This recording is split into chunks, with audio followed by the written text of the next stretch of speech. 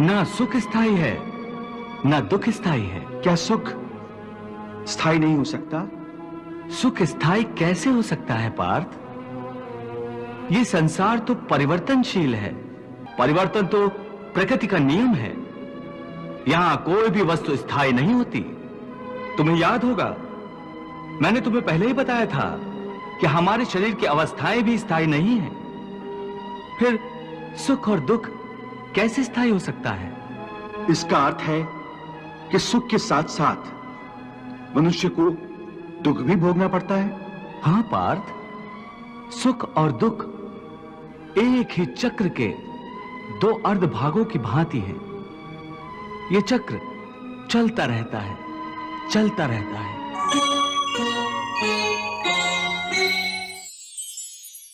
परमात्मा की भक्ति करने से मन सात्विक हो जाता है और विषयासक्ति पूर्णतः समाप्त हो जाती है। और यदि आसक्ति का नाश नहीं हुआ तो मनुष्य का सर्वनाश हो जाता है। सर्वनाश?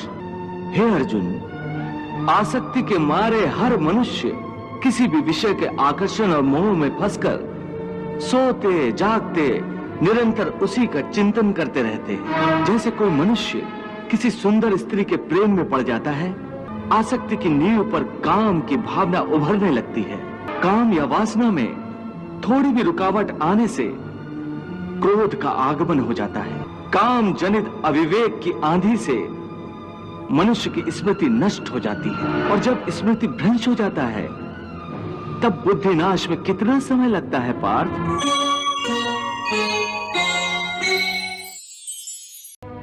यदि मनुष्य मृत्यु के समय यह विधि अपनाए जो मैं तुम्हें बता रहा हूं तो उसे तुरंत मोक्ष प्राप्त होगा और वो सीधा मेरे धाम को पहुंचेगा। वो गोपनीय विधि क्या है माधव? प्राण त्यागते समय अपनी सभी इंद्रियों के द्वार को रोककर तथा मन को हृदय में स्थिर कर और प्राण को मस्तिष्क में स्थापित करके परमात्मा का स्मरण करते हुए ओम मंत्र का उच्चारण करे तो वो मनुष्य जीवन भर कितना ही पापी क्यों न रहा हो, उसे मोक्ष अवश्य प्राप्त हो जाएगा।